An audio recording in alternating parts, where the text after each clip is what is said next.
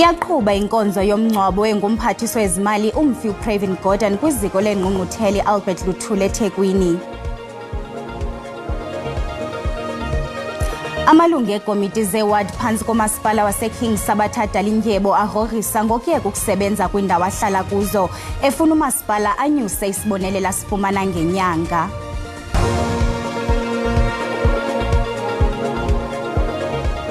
Bhotani Mzikantuna namhlanje livunyiwe idinga sikuphakela indaba ngolwimi lwenkobe, singaphosanga maseko masinirhabulise kwibhekile yasemini nje.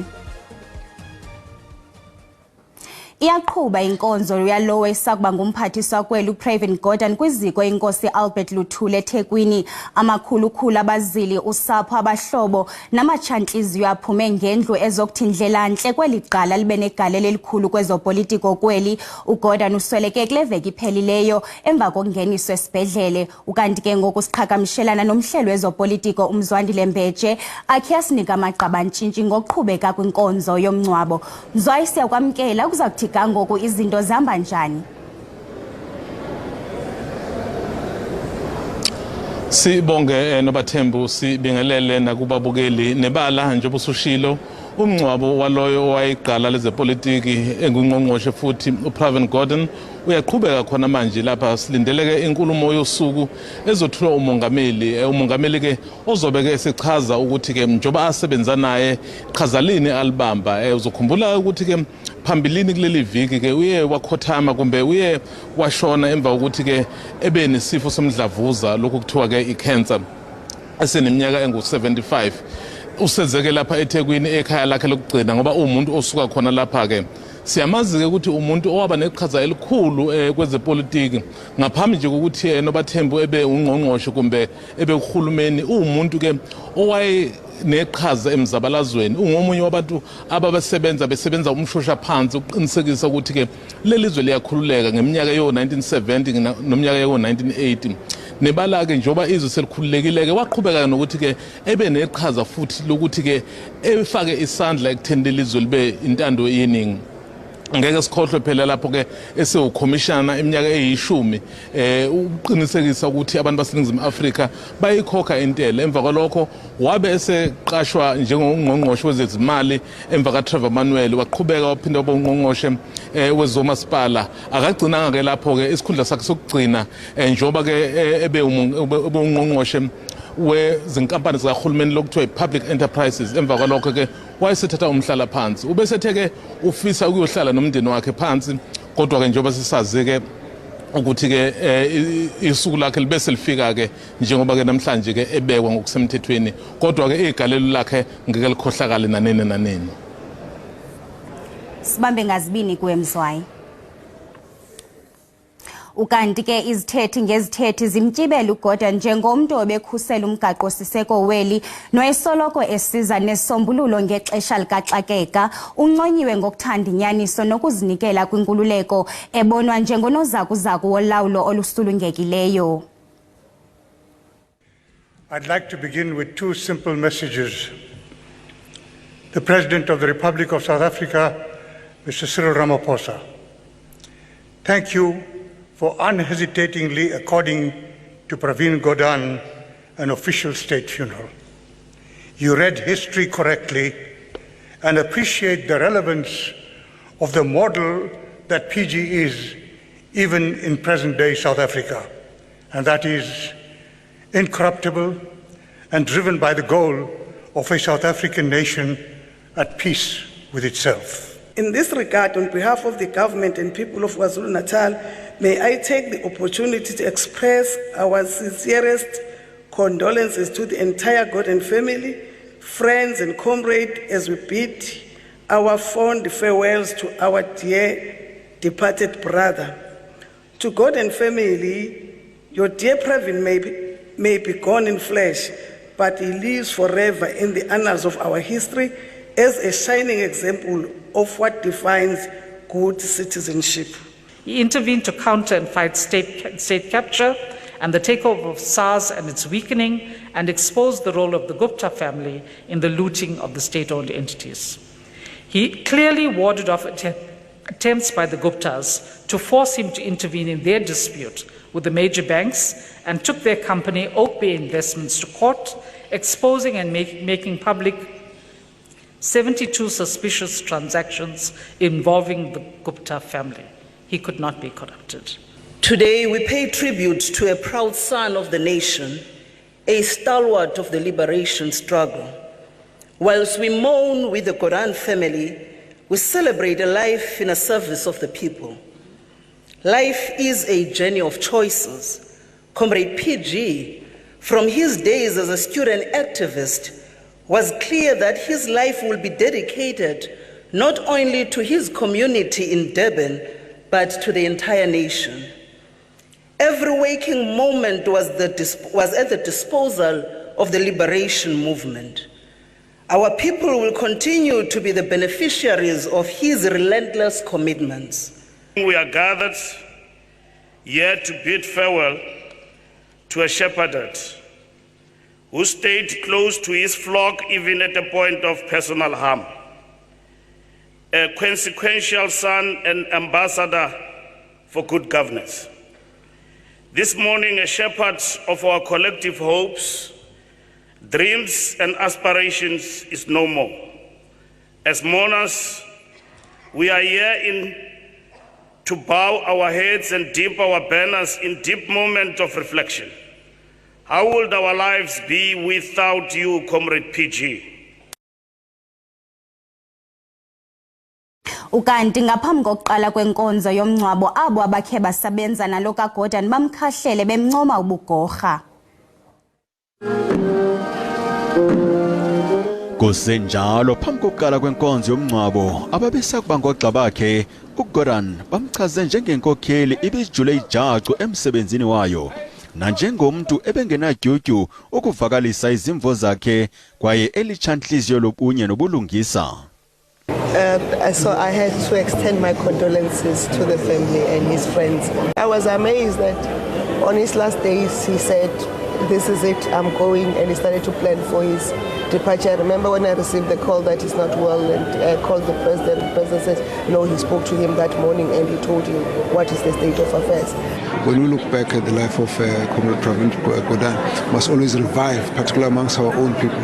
We have to deal with the problems of poverty, inequality, and make everyone feel that South Africa is the ideal country, is the country of their dreams. Ukwachazwe njengegorha elikubisene nohwaphilizo ngokuchasene nabo babezimisele ukuzidaphela kwimali karhulumente.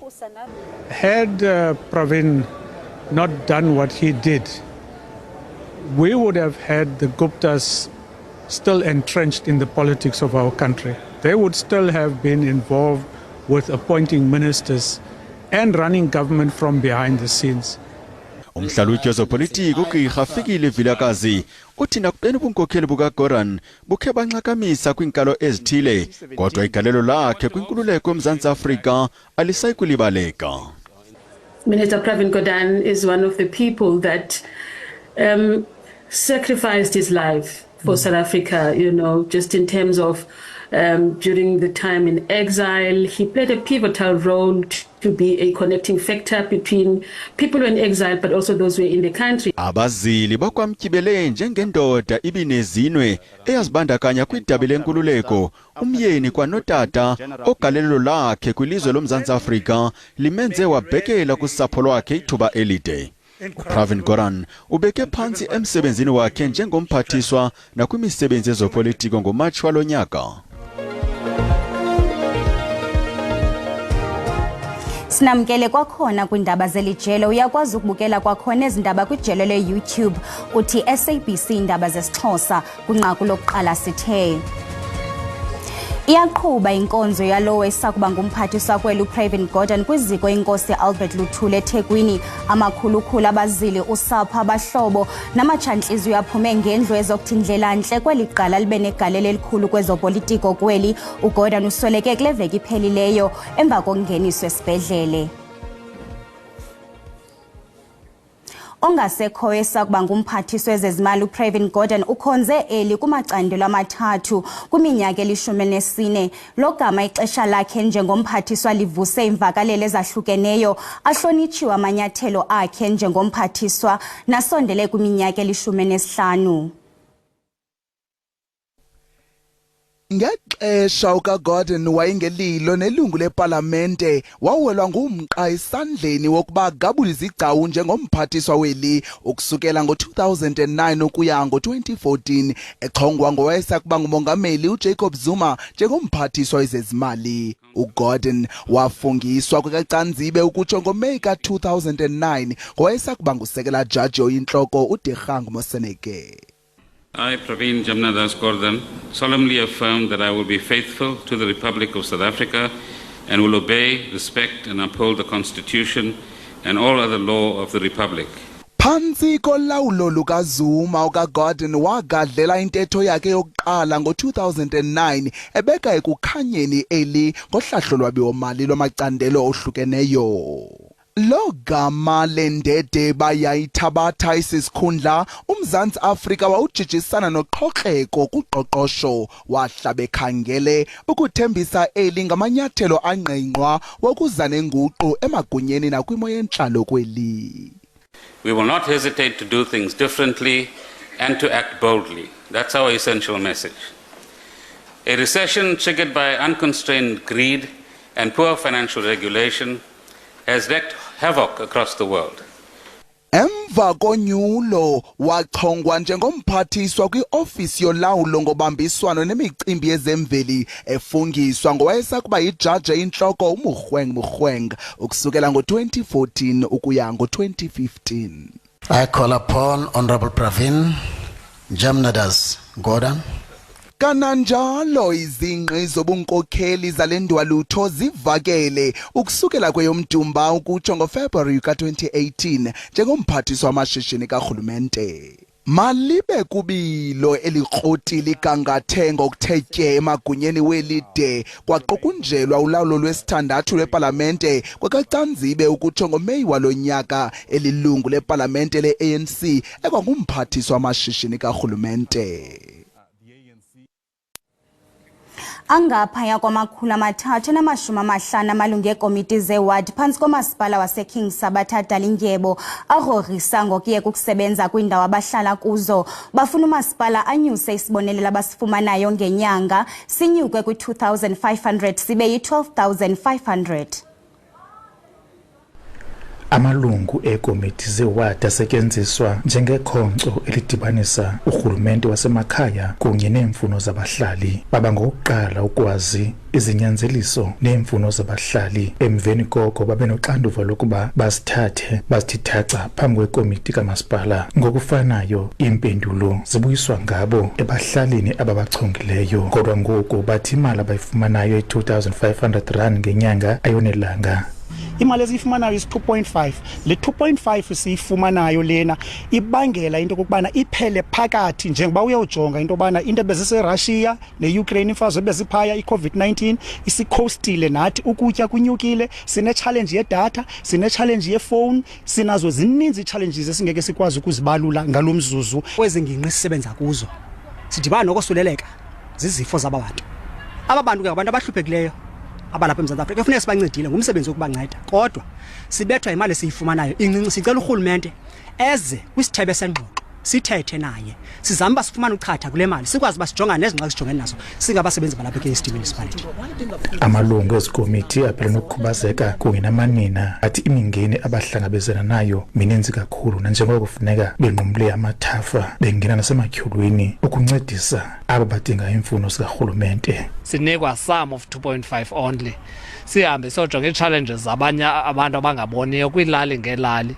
Sinikwa le malana. Idibishana newadi nelantuka neziphaluka ezi-11 andikwazi ufikelela kuzo zonke ndingakwazi iphele phakathi le-2.5 yabo basinikeza yona. Ndizama ukuthi sicela uncedo. Umasipala waseKing Sabatha Dalindyebo uthi abanokwazi ukuba babhatale ilungu ngalinye i-12,500 nanjengoko ngokomthetho kunyanzelekile uba babhatale i-2,500 ilungu ngalinye. Asikwazi ke ngoko ukusesenyuse njena kanjani kuba kaloku silawulwa ngumthetho walapha eSouth Africa. Lamalungu arorhisa ngokuba azawurhuqa inyawo ekusebenzeleni uluntu ukuba nje izinyanzeliso zawo azide zisweswe ngurhulumente. Ndinkululeko Nyembezi weendaba ze-SABC eMthatha. Ukuphuculwa kweziko lokucoca amanzi nokuphuhliswa komgangatho eBrandfort Sports Centre eFreystata kulahlwe kwesinomhlwa. Umongameli Cyril Ramaphosa ugunyazise iqumrhu elikhethekileyo lophando iSpecial Investigating Unit ukuba iphande izityholo zolawulo olugwenxa kumasipala wasekuhlaleni waseMasilonyana. Iqumrhu elikhethekileyo lophando iSIU liza kuphanda izityholo zolawulo olugwenxa oluphathelene neethenda ezimbini zomasipala waseMasilonyana. Oluphando luza kuhlola ukuba amagosa omasipala nabagqithisi benkonzo baxhamla ngonokontraka abangekho mthethweni kusinina ekuphuculweni kweziko lokucoca amanzi nesikhululo sokumpompa amanzi kwekaCanzibe ukutsho ngoMeyi ka-2020. Kukwabandakanyeka koluphononongo indawo yezemidlalo yale ngingqi iBrandfort Sports Centre. Kwiveki ephelileyo ingxelo ye-SIU ibonisa amanyathelo athenxileyo athatyathwayo. As we wish to welcome the proclamation of the President to investigate the project regarding maladministration in Masilonyana. We think it's the right step of a direction towards clean and good governance in order to ensure that there's no corruption and maladministration in local government. Kananjalo umasipala waseMasilonyana nenxalenye yawo iWinnie Mandela eyayifudulwa ibizwa njengeBrandfort neTianison oko zisokola ekufikeleleni kwiinkonzo zamanzi. Kwelinye icala kube ngunkqi ukuba abasebenzi babhatalwe kwangethuba nto leyo yenze babeka phantsi zonke izixhobo betshotshe entlangelithi makaguzulwe usodolophu kweligunya ngenxa yezityholo zorhwaphilizo ngakuye. Workers have taken a conscious decision. They demand the removal of the mayor in this particular municipality with an immediate effect. Logama isebe lobambiswano ngolawulo lwaseFreystata lithi amagosa athile aza kugagana nokukhonjwa emnyango nanjengoko luqhuba uphando. Kunjalo nje baza kuselulela isandla sabo kulo masipala. Ukanti ke abasebenzi bafungile nokuqhubeka noqhankqalazo lokuba asuke esihlalweni seofisi yobusodolophu Dimakatso Modise. Ukanti ke ngoku njengesiqhelo ngelixesha sinayo intatheli yethu ezobuchwepheshe uSandile Hlangani esiza kumngcambazisa ngezamaqonga onxibelelwano. Sandile, siyakwamkela. Yeyiphi imiba etrendayo? I-trends esizikhethileyo namhlanje zisibonisa unxulumano phakathi kwe-technology, i-safety kwakunye ne-crime. Xa siqala ke kwi-entertainment, uSean Combs owaziwa njengo-PDD uzamkhumbula ukuthi ebeke watyholeka kakhulu kwinto ethi nguye owayekhona the time kwakubulawa uTupac. Kodwa ngoku yona nto ibanjelweyo uPDD lento yokokuba ibizwa ngoba i-sex trafficking okanye i-human trafficking. Eyona nto ibangela abantu mabathethe ngayo lento lokuba uthe akayinikwa i-bail inkundla ephakamileyo yase-Amerika. Ibonisa into ethetha ukuthi loo nto leyo ke likhulu elityala lakhe. Okwesibini ke iimbono zabantu ziyabethabethana kwinto ka-Instagram. U-Instagram uintroducer i-Instagram for teens. Into abantu bamazibethabethana iimbono zabantu kokuba sizawuyazi okokuba xa abantwana bengena kwi-social media kukhona ukungakhuseleki kwabantwana. Siyafuna ukutsho abazalini ke ukuba ayizusinceda into yokuba abantwana sibavimbele uba makangangeni kwi-social media. Into ebalulekileyo nefunekayo kukuba sisebenzisane nabo abantwana bethu ngoba ku-Instagram sasike sayithetha lento sathi yeyona platform ekumele sibavumele kuyo abantwana kuba bayakwazi nokwenza imali. Siza kwenza umzekelo ngo-DJ Zinhle. uDJ Zinhle usebenzisana nomntana wakhe oyindodakazi, uyayenza ke umntana wakhe imali ke. Ngumzekelo esingabanika wona ke abazali. Iyabavumela ke le Instagram teens ukuba bakwazi abantwana ukushare ii-messages okanye ukucommunicate nabantu abakwi-circle yabo. Kwaye futhi uba mna ndinguSandile andiyotshomi yakho umntana andikwazi uinteracta naye umntana kula platform ayivulileyo. Okokugqibela sizawuyazi uba uHome Affairs ke usiqinisile isandla kule nto ye-fraud ye-ID. Ubambe ke abemi base-Ethiopia izolo esithi ke uHome Affairs uzababuyisela back apho basuka khona. Siziqongqothile zasemini nje into zakuthi siyabuya kwakhona ngentsimbi yesixhenxe ngokuhlwa. Ukanti hlangabezana ogxa bethu ngecala emva kwentsimbi yesihlanu beniphakela indaba ngolwimi lweSwati. De kube lilixelizayo kamnandi.